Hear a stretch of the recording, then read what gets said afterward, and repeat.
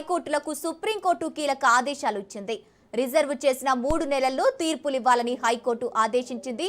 తీర్పు రిజర్వ్ చేసిన తర్వాత వెలువరించేందుకు అత్యధికంగా 3 నెలలే సమయం తీసుకోవాలని సూచించింది. ఇక తీర్పు రిజర్వ్ తర్వాత కూడా తీవ్ర జాప్యంపై సుప్రీం అసహనం వ్యక్తం చేసింది. బెయిల్ దరఖాస్తులపై అదే రోజు తీర్పులు ప్రకటించడం ఆదర్శనీయమన్న సుప్రీం ఒకవేళ తీర్పు రిజర్వ్ చేస్తే మర్నాడే వెలువరించాలని ఆదేశించింది. తీర్పులు రిజర్వ్ చేయాలని పేర్కొన్నట్టు తెలుస్తోంది. దీనికి సంబంధించిన పూర్తి అప్డేట్స్ ఏంటి?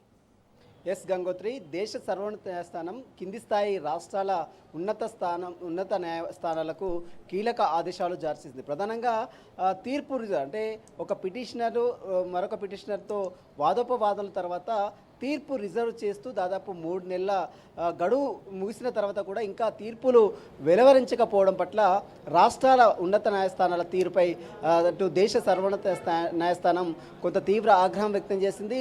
ఒకవేళ తీర్పు రిజర్వ్ చేస్తే వెంటనే మరునాడే ప్రకటించే అవసరం ఖచ్చితంగా ఉంటుంది. కానీ 3 నెలలు గడిచినప్పటికీ కూడా తీర్పులను ప్రకటించకపోవడం పట్ల హైకోర్టుల తీరుపై కూడా కొంత అసహనం వ్యక్తం చేసింది.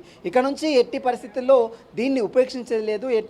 తీర్పులు ప్రకటించినటువంటి తర్వాత అంటే ఎప్పుడైతే వాదోపవాదంలో కంప్లీట్ అయిన తర్వాత తీర్పు రిజర్వ్ చేసిన తర్వాత వెంటనే తీర్పును మరుసటి రోజే తీర్పును ప్రకటించాలి. కానీ తాత్పర్యం ఎట్టి పరిస్థితుల్లో చేయడానికి వీలేదు. ఒకవేళ ముందస్తు బెయిల్ పిటిషన్కి సంబంధించిన విషయాలపై మరోవైపు తీర్పు వెంటనే ఆ రోజే వెంటనే ప్రకటిస్తే ఇంకా అది ఆదర్శనీయంగా ఉంటుందనేటువంటి వ్యాఖ్యలు కూడా దేశ సర్వోన్నత న్యాయస్థానం వ్యక్తం చేయడం జరిగింది. ఇక నుంచి తీర్పు రిజర్వ్ చేస్తే వెంటనే మరుసటి రోజే తీర్పుని వెలువరించాలి. కానీ ఒకవేళ పెద్ద కేసెస్ ఏదైతే ఉంటాయో దాన్ని 3 నెలలలోపు కంప్లీట్ చేసే దిశగా రాష్ట్ర న్యాయస్థానాలు హైకోర్టులు దీన్ని ఖచ్చితంగా ప్రతి ఒక్కరు కూడా పాటించాలంటూ కూడా సుప్రీంకోర్టు చాలా స్పష్టంగా ఆదేశాలు జారీ చేసింది. ఇప్పటికే కొన్ని వేల కోట్ల కేసులు న్యాయస్థానంలో పెండింగ్లో ఉంటున్నాయి. మనం చూడొచ్చు, దేశ సర్వోన్నత న్యాయస్థానం అటు సుప్రీంకోర్టులో కావచ్చు, కింది స్థాయి న్యాయస్థానంలో అటు రాష్ట్రాల్లో కూడా కొన్ని వేల కోట్ల కేసులు అంటే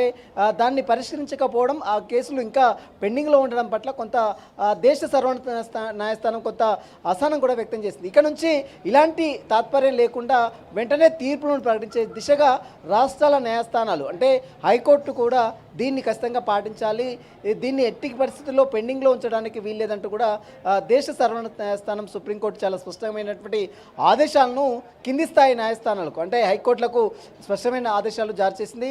ఇక తీర్పును రిజర్వ్ చేసిన వెంటనే ఈ యొక్క తీర్పును ప్రకటించాలి. ఇక లాంగ్ కేసెస్ ఏదైతే ఉంటాయో, పెండింగ్ కేసెస్ పెద్ద కేసెస్ ఉంటాయో అది